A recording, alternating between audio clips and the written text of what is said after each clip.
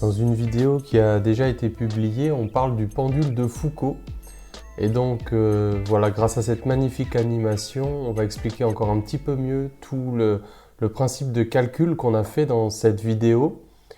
Donc le pendule de Foucault, c'est ce pendule d'une longueur de plus de 60 mètres de long qui permet de visualiser la rotation de la Terre autour de l'axe des pôles et le caractère non galiléen du référentiel terrestre. Donc en 1851, Foucault a invité les Parisiens à voir la Terre tourner, comme il le disait. Et donc cela se manifeste par la rotation du plan des oscillations de ce pendule très très long qui oscille pratiquement dans un plan horizontal. Et donc là on se trouve à une latitude, c'est-à-dire longue par rapport à l'équateur, de 45 degrés nord. Et donc on voit que le plan des oscillations va faire tout le tour en 33 heures et 51 minutes. Et donc grâce à cette petite animation en 3 dimensions, on peut faire varier la latitude ici, donc se rapprocher du pôle Nord.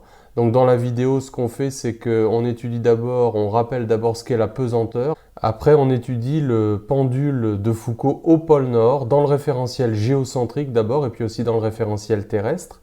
Donc ici, on voit ce qui se passe quand on le met au pôle Nord. Eh bien, on voit que la période des oscillations, c'est 24 heures. Donc voilà, c'est un petit peu difficile de le mettre tout pile. Mais que donc, dans le référentiel géocentrique, le pendule a un plan de rotation, bien sûr, qui est fixe, puisque le référentiel géocentrique peut être considéré comme pratiquement galiléen. Et donc, par rapport au référentiel de la Terre, eh bien, on voit le plan des oscillations tourner dans le sens horaire en une journée.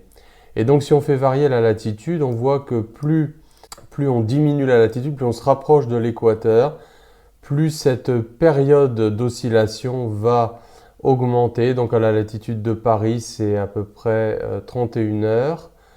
Et puis, donc on peut descendre encore jusqu'à pratiquement l'équateur. Et donc là, à l'équateur, cette période de révolution tend vers l'infini. Et donc c'est ce qu'on va montrer par le calcul dans la vidéo sur le pendule de Foucault que je mets en lien.